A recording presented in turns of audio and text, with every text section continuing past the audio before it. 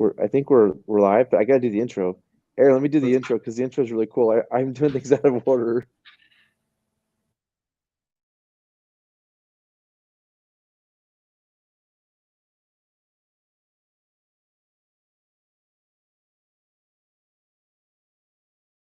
Whether you're a Class 5 rafter or just looking for a couple of laughs, these two have you covered. Welcome to Aaron and Zach's Better Than Mediocre Rafting Show.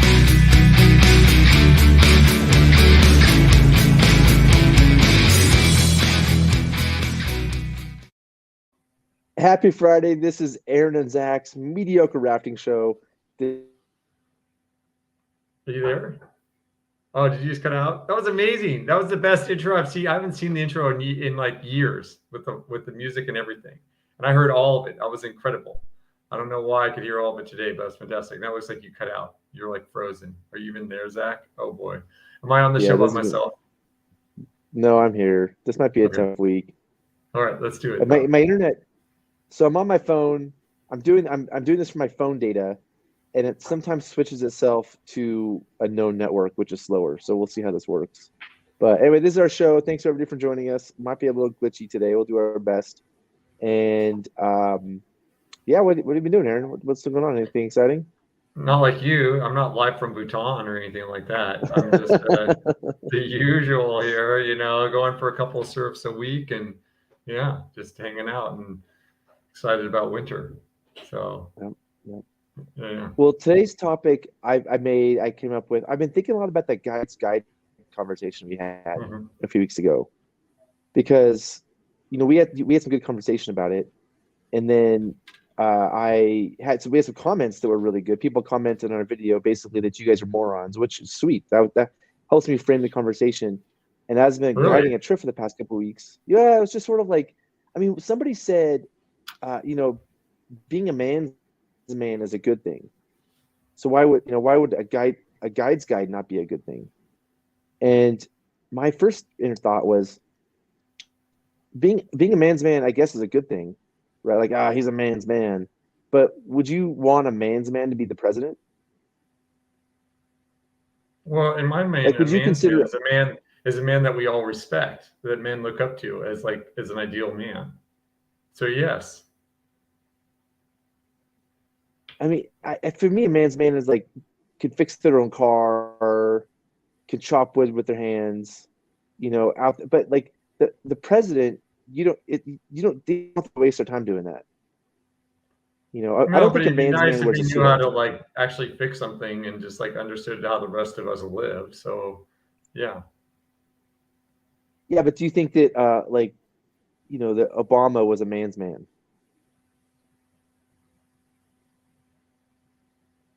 Yeah, I don't want to go down this topic. Probably not in the way you define it, but yeah, we don't go down politics. But I think like a man's man is a certain type of person for sure. Mark likes the East Coast prime time slot. Yeah, we'll probably go back to the old time slot. We'll see what happens. Maybe this will work. But it's good to see you on the show, Mark. That's just what I thought about when they first said that. Somebody's like, "Hey, being a man's man is a cool thing. So why wouldn't a guide's guide be a cool thing?" And then somebody made the comment about being a musician's musician.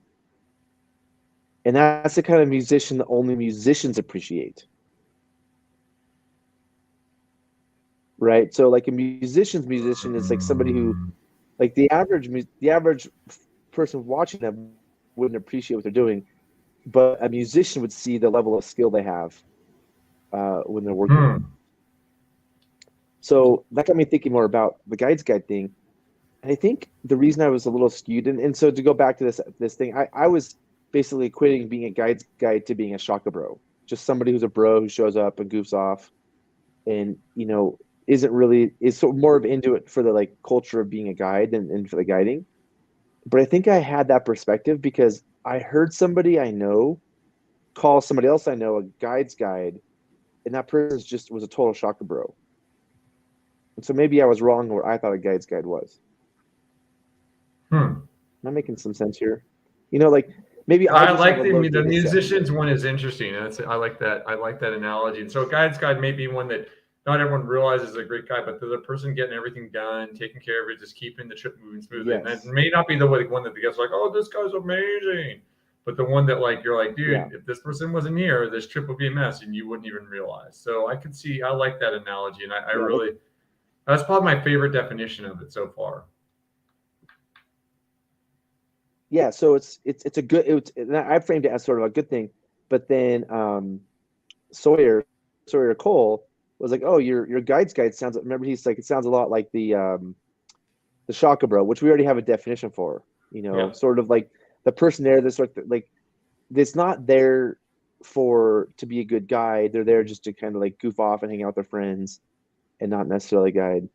But I think, and that's what I like about that definition is I think some of the Shaka Bros, there still can be instrumental in having a trip get done the right way, because they may hang out the bros and everything, but they're still taking care of stuff and getting stuff done, and they may not be as guest centered as like you would like, but in terms of like having a couple of those on your trip versus some other people, you'd rather work with them because they might be as guest centered, but they get all the work done. And so like if you're leading the trip, you're like, yeah, they don't talk to the guests much and stuff like that, but as a trip leader, I'm like, dude, they're hanging out and getting stuff done. I turn on, it's done. Take it. Look, there's dinner. Dinner's ready. It all looks good. Tastes good. Boats are rigged in the morning, ready to go in the boat. The guests have a good time with them. And I think there's a lot to be said for that. I think. Yeah, I like that. I'm so agrees with you. My experience with Shaka Bros is they end up doing something stupid. Almost always. They always end up doing something where you're like, oh man, it was a mistake having them on the crew. Well, I think a true shot. Like I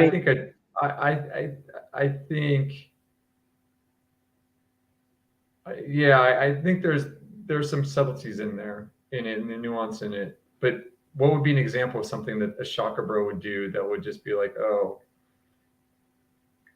are we talking about the same type of person? I'm guessing.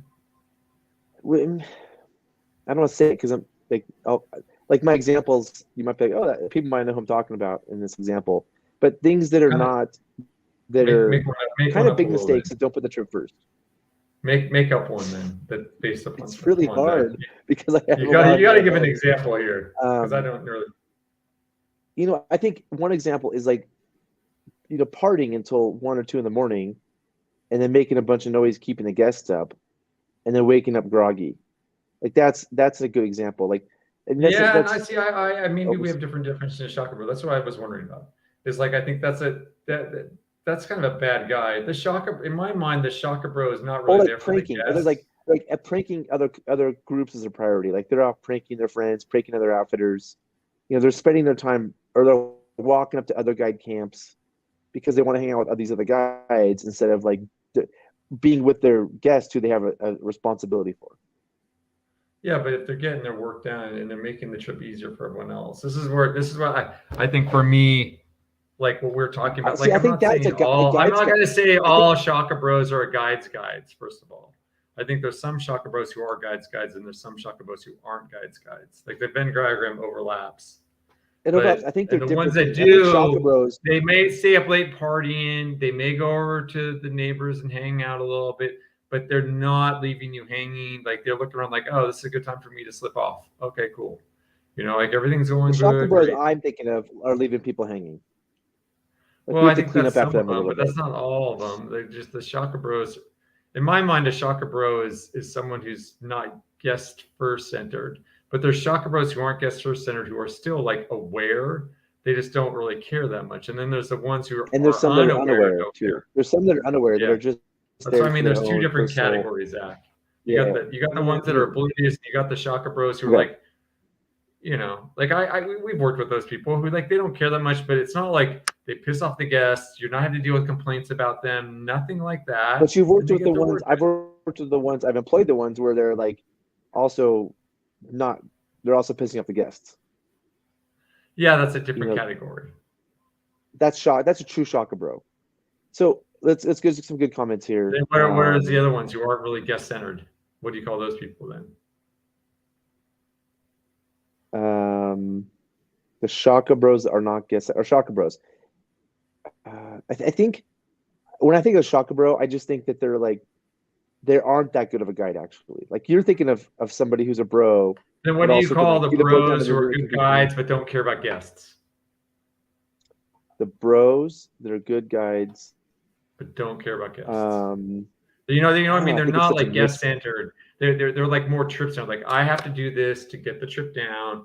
I'll do this versus like the Zach Collier guy who's in camp, like, oh hey guys, how's it going? Da, da, da, da, da, da, talking away and stuff like that. They're the ones that be hanging out. Someone comes You're and making fun of me. talk to them, but they're not like seeking it out, and they're I not don't. really. It's not all about guest. It's not all about guest interaction. It's about like caring for the trip and the guests. So I think there's some people who aren't guest centric, but and they're also like in camp causing trouble, slowing guides down from working. Like, hey, let's bust out dinner really fast and go do this guide thing instead of doing a good job at dinner. You know what I mean? And like they're definitely like pretty much almost drunk by the time his dinner's served. I think we have a little. I've worked with a lot of crews where everyone's pretty much drunk by the time dinner's served. And that's not okay. It's not okay. I know that, and I think that's a norm for a lot of guys. I'm going to say this, and I'm not talking about you. I've been on trips with owners of the companies that are every night of the trip are drunk before, and it's not okay. Dinner's ready. This is not you. I just want to make this real clear. This is other company, but I've seen that. You're just like, dude, the owner's sloshed and everyone else is sloshed, and like multiple owners. I've been that guy. I would say more than half the owners I've been on the river with are that way pretty consistently. How many owners have you been on the river with, Aaron? Fair number.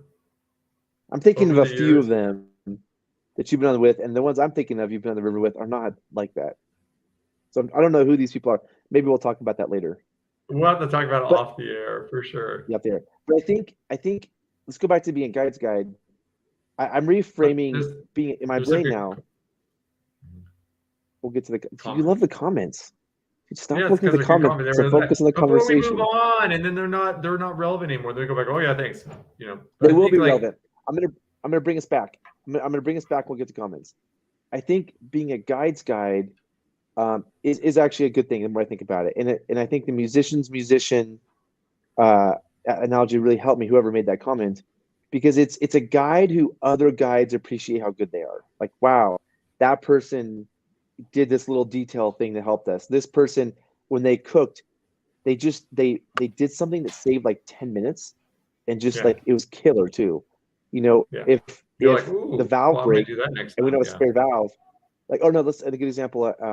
Like let's say the stove breaks and we don't have the spare part, they can still fix it. Yeah. Right. I'm gonna say this one. The guide is also one when they cook bacon in the morning, it doesn't take forever to clean up after cooking bacon. Yeah. Like guides when they're cooking, they're also doing the dishes as they cook. They don't cook and then leave this big stack of dishes for somebody else to come and clean. They're cleaning the dishes as they're cooking, and so they're thinking about the big picture of the people. They don't have to be the most like with the guests. I don't think they're thinking about the big picture of the people. I think they're just like, let's try to make this the least amount of work possible for ourselves. That's in my mind a guide's guide. It's not about the people. It's about getting the work done. Yes, I would say a guide's guide is like that. But a good thing about getting the work done is you're then like less tired, you have more time, and you naturally want to hang out with the guests or like provide a good guest experience. You don't care about the guest experience as much as I do. Maybe. I'm just gonna say this as a trip leader. I really appreciate having those people around, even if they don't really like talking to guests. It's just like, if I don't have to worry about this stuff and go check on you and make sure everything's done, I can make sure everyone's having a good time on the trip. So I'm fine with it. Did we lose you? Or your mouth is open because you're just so stunned how brilliant I am. You're just like, yeah. So I think we have a little bit of a different definition. Are we losing the internet, Aaron? You were for a second. We should go to some more comments.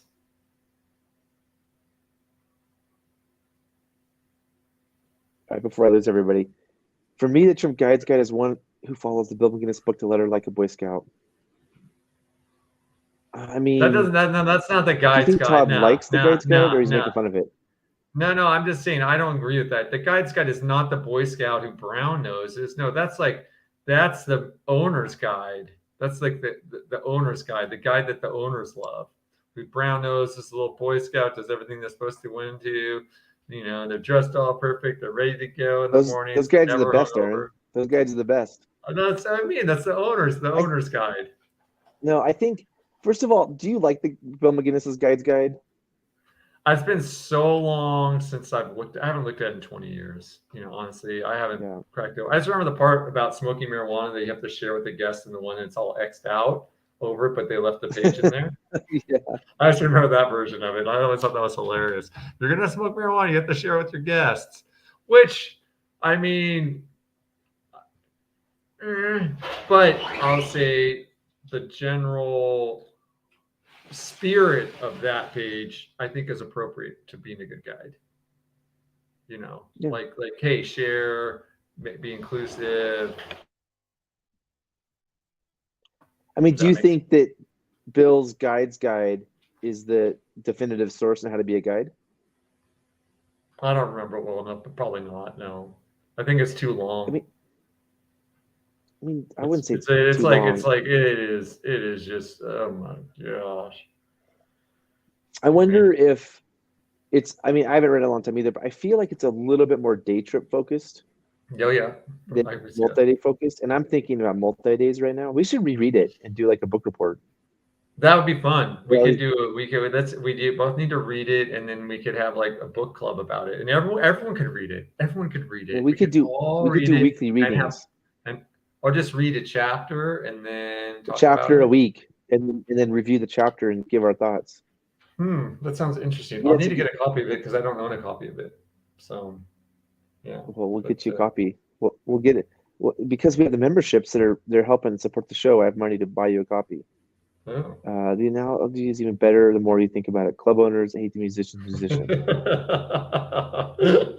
So he's saying your original was correct. The owners don't like the guide's guide that much. You know, they don't really appreciate him that much. The guide's guide's not in the management. I do. The way we just talked about guides, I appreciate them. I used to give an award to guides. I still have them. I haven't done in a while. Called the Golden D Ring. And I had some D rings made with like they're brass, they're not gold. But when I go on trips and there's a guide who's like always doing the behind the scenes stuff, running around, like they're making sure the hand wash is set up correctly. They're doing the dishwater. They're doing all these like things, these detailed things. They're brown nosing the owner the whole time. Yep, they're not brown nosing the owner. I noticed this before. I haven't given out a golden D ring since I became an owner. This was when I was just a guide. I really appreciated the guides running around that just did all the stuff. And so there's some guides who don't even know. D rings before you were owning the company. You're just another guide giving here. You do a great job here. Well, let me rephrase that. I used to like have a pretend golden D ring. I was like, you got a golden D ring this trip. I would always say that, like, you won. It was like a thing I'd always talk about. Like, man, I appreciated that you ran. You did all, like, made sure the boats were tied up correctly, tied the duckies up so they don't blow away, made sure like people's PFDs were clipped up so they don't blow away. All these things. And I would say, oh man, you're the golden D ring award winner. And then when I started running Echo as the manager, I bought a bunch of these golden D rings to give as actual awards. And you still have most of them, is what I'm hearing. I still have a box of them, but I haven't done this for a long time. Well, I mean, I think that should be something that you can give away for, when we have those little giveaways. You should be giving away some of those. Those golden D rings. Yeah, because those are unique. That'd be kind of fun if people just had them. Maybe they win, you send a gold D ring with whatever. I don't know. I don't know how many you got left, but that's kind of cool. I would kind of like a gold D ring pick. Ooh, you got a gold D ring. You talked. I think if you remind me in the next show, we have two things to remember. Look, because the golden D rings are in my little gear garage. They're in a box in there. I just saw them the other day. And also, we have to do our Guides Guide book reports. Okay. But I think I appreciate those guides a lot, personally. But I thought you didn't like them. The Guides Guide also says to be discreet if you're going to sleep with one of our clients. I'm not sure if I want to address this topic. Yeah, that's a good point, Todd. Yeah, it does say a lot of a lot of helpful tips. I think it's better than not being discreet. This is a good life lesson. If you're going to sleep with anybody, you should be discreet. That's not just like I don't think it's something that's a good just life lesson. Do you disagree about sleeping with your? I mean, that's kind of a weird one too. Yeah. Yeah. Yeah. Because you're right. I'm not sure how to address that one. Bible study. Do we? I mean, that's the thing. Is the guide's guide the Bible for river guides? I think some people believe, some people are like 100% to the letter. The guide's guide is the Who? Bible for river. Who says that? Where? Whitewater Voyage. Anybody who started Besides Whitewater people who Voyage, used to work for Whitewater Voyages. which is a lot of people. Yeah, I mean, you're talking about a cult. I mean, this is like so maybe the Bible study is appropriate. Like, I feel like most raft companies are a little cultish anyway. So don't take that personally. Whitewater Voyages guides or How ex-Whitewater dare Voyages you? guides. I think a lot of companies are that way. I was following a Facebook post the other day. Somebody asked the question, like, how do I get better at rafting? And this is an interesting post for me because we do so many classes, and I'm super curious how people get better at rafting and what different resources there are out there. And so some people are like, just practice, just get this. I got some of my friends, I think Mark Rivers tagged me in this post, and Mark tagged, he said, watch Gear Garage, and tagged me. That's how I found it. I think that's Mark, if that's right. So I read all the comments, and some people were like, oh, don't take a class, they're a waste of money, just go practice. And then some people were like, take an oars class, and everybody's like, take the class you should, I took. And then a couple of people wrote, all you need to do is read the guide's guide, which was weird to me because the guide's guide isn't about getting better at rafting as a private boater. Isn't mostly soft? Isn't really soft skill centered? Yeah, that's why it was weird to me. Like, it was such a weird answer. Like, read the guide's guide, but there's enough people out there, I feel, that are such strong believers in Bill's philosophy and that book that they would even recommend it just to get better as a private boater. So I think there's a lot of people who live that to the letter. We'll have to. Which the question is, which version do we read? And how can we get the proper version? I mean, I feel like you got to have the one with the X'd out smoking pot in it. If we don't have that version, it's not worth it. So there's actually a version of it you can buy where it's written in there and it's just X'd out. Yeah, it's like typed in, and then they have X's typed over the top of it, so you can totally read it. But there's like X X X X X X X X X X X across it, so you can read it underneath the X's. It's really bizarre. It's like the weirdest thing.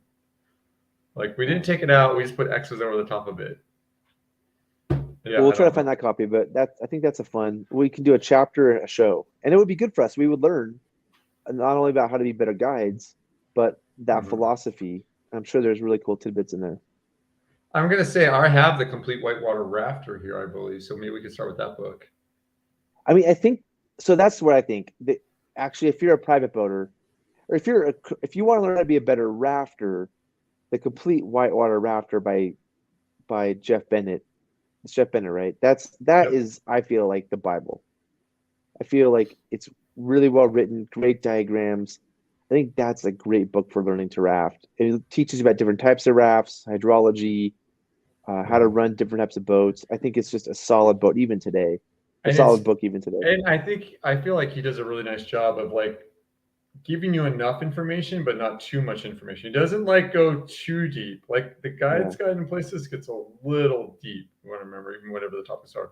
I feel like Bennett's book is like, it's digestible amounts and it's extremely good fundamentals. Yeah, that's what we use that for. You could read. You could read / skim it in a couple of days. And we don't, when people take our classes, we don't give them that book, but we recommend they read it before the classes. Aaron, I think this question's for you. No, I think it's for you, Zach. I'd go with the guide's guide adherent for sure. Because they're actually rafting guides. The NOLS grads aren't rafting guides. It's the NOLS scene is like, if we're talking about working a river trip, guides guide. The Voyages guides are good guides to work with. I always enjoyed working with them. NOLS grads, I like to go in the wilderness with them. It's fun to go in the wilderness with them, but working a rafting trip with them is like, usually they don't know that much about rafting. And I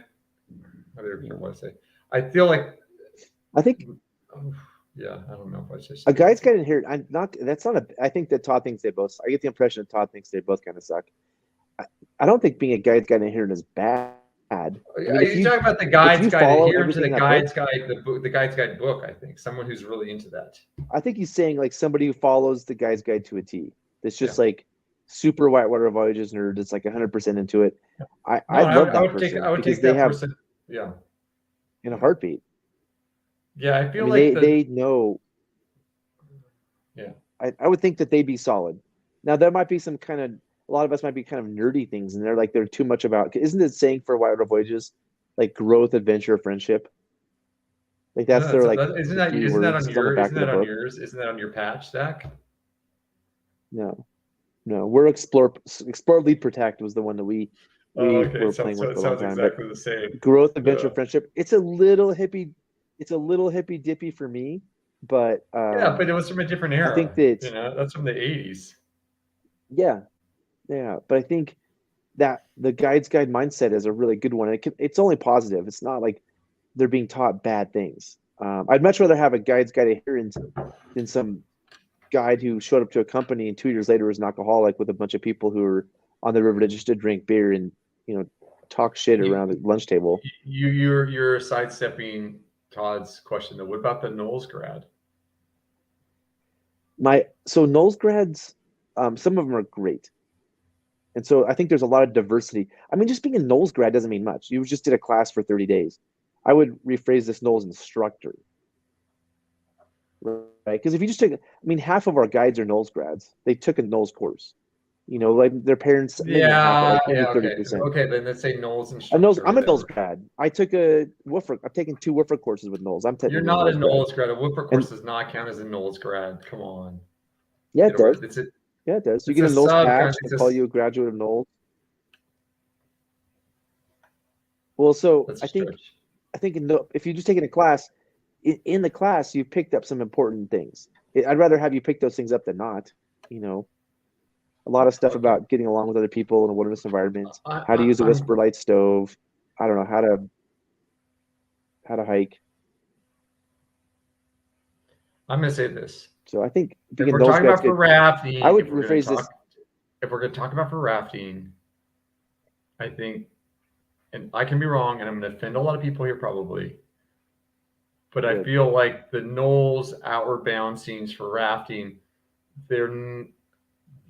they are, what's the word? More sheltered from the rest of the industry, and I feel like their practices aren't the best practices that the rest of us use sometimes. And so I think it's harder to work with them sometimes because they come from a different perspective. And I feel like a lot of the people who I've dealt with that are instructors, and this isn't true of all of them, but come from a mountaineering background to rafting, and they approach scenes so different than we're used to approaching. Yeah. So it's challenging. My 2 comments about NOLS instructors, having hired a lot of them before, a lot of times they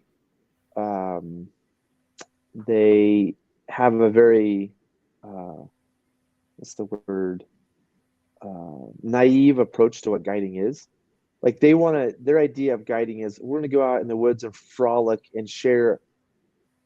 I'm going to share my experiences with these people in the woods, and it's going to be this very wholesome thing that's where all the guests are there to, like, I don't know, be in the woods with me. I don't know if that makes sense. Whereas guiding is a job. Like being a NOLS instructor is sort of a lifestyle. Like, oh, I'm just a NOLS instructor and I get to go to like Alaska for a month and go backpacking with people and I get to do this. And I'm like in the woods all the time and we're all happy and we're like enjoy the wilderness. Where being a guide means you're setting people's tents up, you're cleaning the poop that they poop on the groover. Like being a guide is more of a service job. Totally. Than it is like it's a different job. So a lot of times people are NOLS instructors and then they go to be a guide and like, oh no, I didn't get into this to be in the service industry. I got into this to frolic in the woods. And so some NOLS guides just burn. This is not like they show up and they're like, this is not what I wanted. This is not what I envisioned. I'm not outdoorsy to be in the service industry. I'm outdoorsy to go walk in the woods and teach people how to use a whisper light stove. Mm-hmm. So I've seen it happen a lot. Sometimes NOLS people come and work for us are like, oh, this is awesome. This is what I really. They also, the other side, that they like guiding more because it's a little more intense than being a NOLS instructor and it pays a lot better. I mean, it pays way better. Yeah. Also, NOLS instructors, they move at a much different pace. Or NOLS people, the pace is sometimes different, right? Like they're not used to the. Are you thinking of one fast person in pace. particular? Yes, yes. I mean, Dougie is so slow. Yeah, but it has worked nothing to with- do with NOLS. That's Dougie. That was when we were back at Davis. We would still, you know, he was putting on his first whatever wetsuit booty, and we'd be in our boats pushing off. I mean, But that's I the think honest. that style is a normal of other people who I've worked with who have come from NOLS. Like they take a 9-day trip and make it 21 days. You know, they're gonna talk about the interpersonal interactions for an hour before they go, and they're gonna stop and they're gonna, you know, do a class about leave no trace, and then have some lunch, and then pick up all their trash for an hour and a half, and then I'm just kidding, we all pick up our trash. Oh, let's get back. One more topic I'll talk about is trash really quick, and then before we finish up. But I think the pace is different. Where like when NOLS people come to work for us, it's just like we're just going.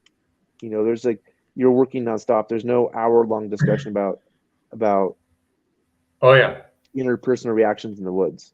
And so I think, and some people like the pace of being a NOLS instructor, and they like that style. And some people like the pace of guiding and they like that style. Not that one's better or worse, they're just different. They're different personalities. I would say NOLS is very fitting for Dougie. When Dougie works commercial trips, he does fine, but I'm like, come on, Doug, let's go, come on, let's go, right? oh yeah, oh yeah, yeah. Do you think he does it just to poke you? I hope we didn't offend anybody there. Besides Say that again? Nothing. I just said, do you think Doug is doing that on purpose just to poke you a little bit, just going slow? It just goes like when you get upset, he just goes even slower. No. Doug's such a nice guy. He wouldn't poke me on purpose. But I mean, I remember one time we were on the Tuolumne at Grapevine, and it was like 100 degrees. We're cooking in the sun, and Dougie really wanted to set up a shade tarp. And I'm like, Dougie, we don't have time to set up a shade tarp. We need to bust this dinner out. We're just like baking in the hot sun, just 100 degrees sun hitting us. I'm like, Dougie, if we just wait an hour, we just bust this dinner out, the sun will be down. We don't have to set a tarp up. We don't have to take it down. We'll just get dinner done. Just power through it. And we argued the whole time about whether or not to set a shade tarp up. And then the sun went down and it was fine. I think there's those people who like to tinker too. And I think the NOLS scene is for tinkerers.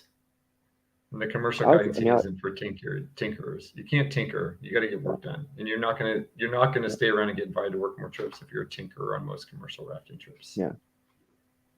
And I wouldn't say one's better than the other. I just say they're different. There's different experiences for different types of people, and it's good that we have different experiences for different types of people. It's a positive thing. It's good to have diversity of types of trips and styles and lessons and that kind of stuff.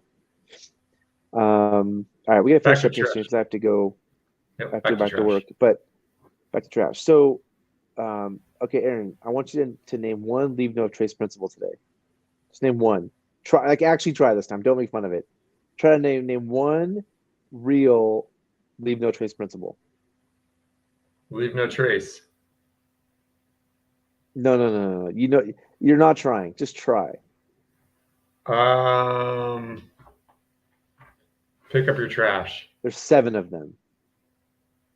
Pick up your trash. What'd you say? Pick up your trash. That's not an official principle. Don't leave footprints all over the place, and don't leave obvious that you've been around. Is that you actually trying, or you don't mess with the wildlife? That's pretty close. Okay, that's close. Good job. If anybody, I would love to see if anybody in the audience can, without Googling it, name them in the comments. I just want to see if anybody knows. I just think it's hilarious that everybody says to follow leave no trace principles, but nobody knows any of them. They don't know what they are.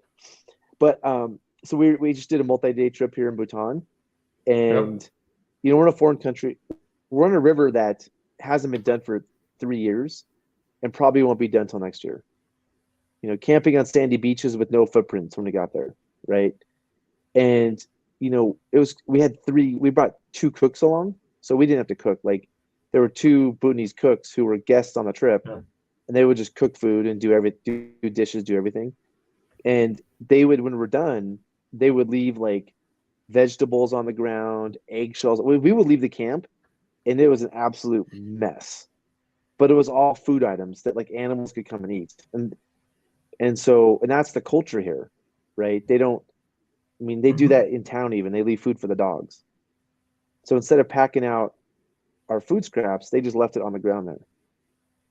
How would you have handled that? Well, we kind of did the same thing in China. Not exactly, but definitely wasn't L&T principles there. I think it's different depending on where you're traveling and what you're doing. You know, and you got to respect the local culture. That's kind of what I thought about. Like, should I be like, hey guys, I need you to pick up all that stuff because we're following leave no trace principles here, or respect the way they do things here? I think it's just a conversation. I definitely thought about it a lot. I think it's a conversation after the fact about it. It's not during it. You just let it be, and then after you check in, be like, hey man, so that's cool. That seems to work. Do you guys get worried at all about like if another group comes right after you and they see it? There's no other group. There will not be another group at the next. I mean, Then what's the problem? There will not be another group at the next year. Then what's the problem? That's what I'm asking you. Is like, is it okay if nobody else comes? Or by leaving the food, like people say, well, you're feeding the animals, and the animals won't have food a week later. Yeah, and I'll say this: if people were doing that every week, that'd be a problem. But if it's like once a year, it's not a problem for the animals. They're not going to get diabetes from eating people food once a year. And their people food is probably not a bunch of half-eaten Twinkies. You know what I mean? It's probably more regular food that animals would go take out of a garden someplace. So, yeah, I don't know. I'm not really concerned. I think there's more important mountains to die on than that one. Yeah, Dougie would have lost his mind if he saw it. I took a couple photos. I'll show you later on, but Dougie would have just gone crazy if he saw this. The other thing is, I didn't, like we had cooks that didn't speak English. So I could talk to them through the raft guides who spoke English. But I'm like, God, hey, by the way, you guys need to do things differently because we're here. I wouldn't say that, but I might say something to you to be like, hey, I might be like, hey, just to give you a heads up, a lot of Americans will get like, this will bother them. And like, if you're wanting them to be comfortable, like it's cool, it's your country, you do whatever you want, but you want them to be comfortable until their friends to come. Yeah. This definitely is something that like they're not going to be so keen on. So I don't care. I'll throw it out there with you. But yeah, well, here's a question for you. Mark Rivers. Yeah. So if there's like trees, I mean, are we really worried about leaving organic matter in the forest if no one sees it? Like an eggshell. There's eggshells in the forest anyways. What's the big deal? Let's ask Dougie about this. Let's get Dougie's perspective because I think, I don't know. That's a good question for Dougie. Like I've hiked places where there's like where there's wild apple trees growing around. There's apples growing these apple trees that have been left over from a long time ago. And I'm sitting there eating an apple and I'm like, well, when I'm finishing up, I got the little core with the seeds left. I'm like, do I like pack this out and go send it to a landfill? Is that better than just tossing out here? That seems better to just leave it out there. Right? Yeah. I have another question. If you're kayaking on the Smith River in California, North Fork of the Smith, and you brought an apple with you and you ate the apple, would you throw the apple in the river or would you pack it out, the apple core? I'd probably throw it on shore where someone can't see it. I had a friend. Depends how much they go. I eat it down to like nothing. Like I eat it down to almost, me. I eat it down to like you can't even tell. It's gone so fast. Mm-hmm. Yeah. So this exact thing happened where somebody I know ate their apple. I think they threw it on shore too, and somebody saw them, and the person that saw them just ripped them endlessly. Not to their face, behind their backs, like for the next year and a half. Oh, I know that person. He's the one that threw the apple on shore. I'm going to say you pack it out 100%. 100% you pack it out. Here's a question for you, Zach. 100% you pack it up. Let's just say 100% I pack it out. Let's just say I'm driving along in my car and I see some trash, a couple of aluminum cans. So I pull over and pick up like 5 aluminum cans spread out. Then I'm driving along later on that same day, drinking a can, and I throw it out the window. Is that a problem? Yes. But I stopped to pick up 5. We're -4. You're net amazing amount. But these other people don't stop to pick up any trash. These other people don't stop to pick up any trash. I get that you're net positive, but you're setting an example and norms for others.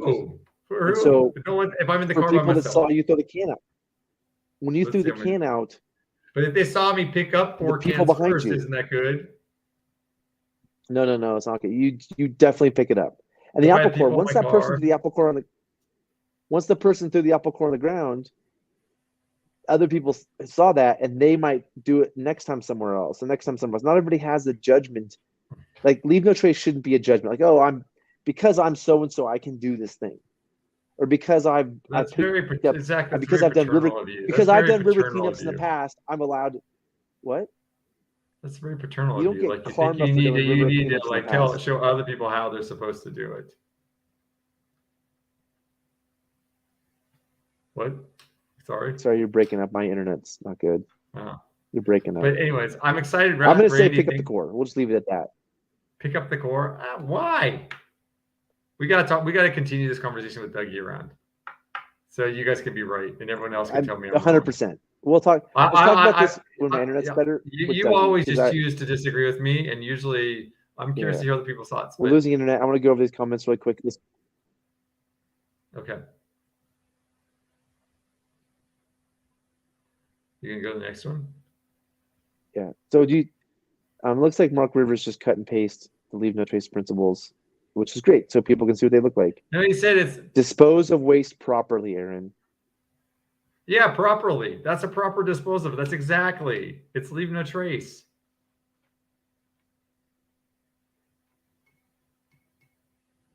Okay, so Zach, let's just say I'm cooking salmon on the middle fork of the Salmon River. Aaron, my internet is dying. In the fall.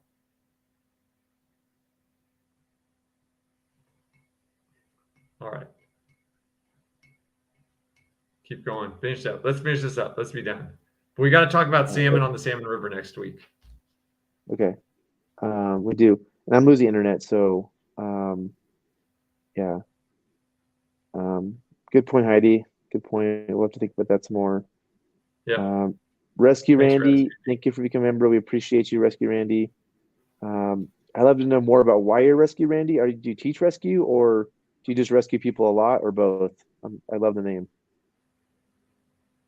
Stephanie teaches it. Oh, maybe Stephanie could teach you a thing or two. And hey, Stephanie, what do you think about Aaron's apple cores? Is he allowed to just throw his apple cores in the ground? What do you think about Aaron's pick up 5 cans, throw one out the window? How about this one? How about the Salmon River on the salmon, Zach? Let's say you're cooking in the fall when the salmon run used to come, and you're meal for the salmon. You've cooked up a salmon. You've got leftover salmon. Shouldn't you just throw it on the side of the river? No, absolutely. Are you kidding me? No, you totally should. Because there used to be way more salmon in the corridor than there are now because of all the dams. So we're helping bring back the ecosystem more like it was. No. You will not do that. Do not do that. Everybody, please do not listen to Aaron this week. He's spouting nonsense. Aaron, what's wrong with that? Aaron, dude, no, we can't say these kind of things on the show. Oh, I have thoughts too. Don't worry. I have thoughts. Why don't we have a Leave No Trace episode with Dougie? Maybe we'll get Dougie on for Leave No Trace episode soon. And that'd be great. But I want to ask about the salmon on the salmon. Don't remind me of that because I'm going to forget about it. No, we don't need her to answer. I'm going to tell you, you do not throw salmon in the salmon. On the edge of the shore, just like the fish used to die. The fish used to die there. There used to be way more nutrients brought into the canyon by the salmon, and now they're gone because of human impact, and we're helping reverse the human impact by providing more salmon. No, we're not reversing the human impact. Like, that's insane. By leaving the bones and a little bit of meat. Yeah, that's what the bears used to do. Aaron, are you like? Tell me. Hold on. Are you being serious right now or not? I need to know. I'm just saying. I don't think you have a good argument about why that is bad, and you cannot. You can just say, "Oh, that's bad," but it's you don't bad have because show me science, show me data, tell me why that is bad. I'm not going to show you science. I'm going to say it's an eyesore for others. It's an eyesore for, like, if people show up and there's salmon on the ground. I throw it behind the rocks where no one can see it. Don't throw it's not okay. It'll invite more chipmunks to eat the salmon. Well, and that's it's just what like, used come to on, happen. you know better than this. There used to be salmon coming up all the time and dying. Oh no, I get that, but it's a different era. Hey, Stephanie, can you please just like yell at him really quick on the internet, and we can finish this up? Like, I want everybody watching. Aaron is once in a while. Aaron says things that they are totally wrong, 100%. Well, we need to talk about this next week when you can actually understand you, Zach, and we can have a serious conversation about it. All right, Rusty Randy, we're glad you're here. We're glad you like the videos. Don't leave hatchery. There we go. There. No, not farm salmon. Good point, Todd. No, not farm salmon. No. No, wild caught salmon. Wild caught salmon. Yes, I agree. Yeah. Stephanie says you need to be an instructor on a road trip next fall so I can discuss Leave No Trace. Is that me? So it sounds like you need to be educated, Zach, not me. She's not saying I need to go on the trip. She's saying you need to be on the trip. Yeah. Oh, so the two of us can discuss it. I mean, I'm friends with Dougie, so I know a lot about Leave No Trace. I think Aaron needs to be an instructor so that you could talk to Aaron about Leave No Trace. I do like to give them rescue seals, RC. Oh, sweet. Yeah, I heard Wet Planet does a great job with the rescue classes. It's great to hear, Rescue Randy. You do Jeff Butter. It's the food chain. Yeah, exactly. Yeah. No. The thing is, she wants to give me talking points. Yeah, you don't have. I don't have to go on the road to get talking points. I hope I can go on the road, but sometimes it's you haven't given me a good reason other than the chipmunks might eat something that they used to eat all the time.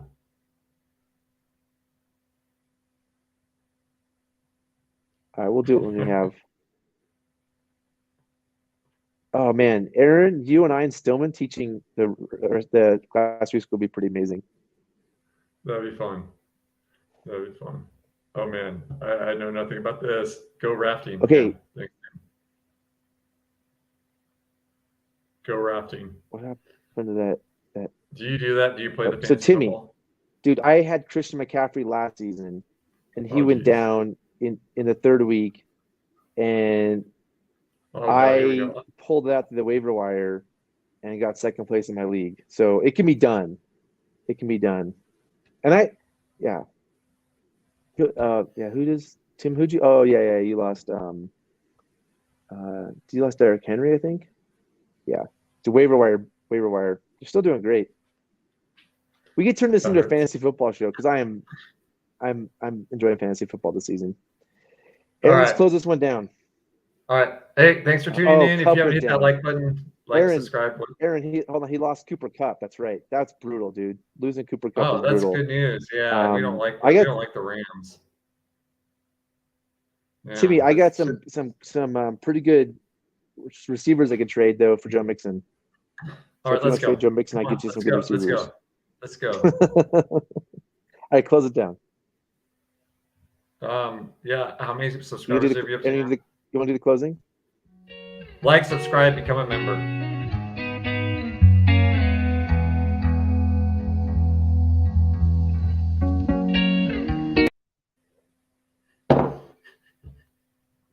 Welcome back. How's it going, everyone?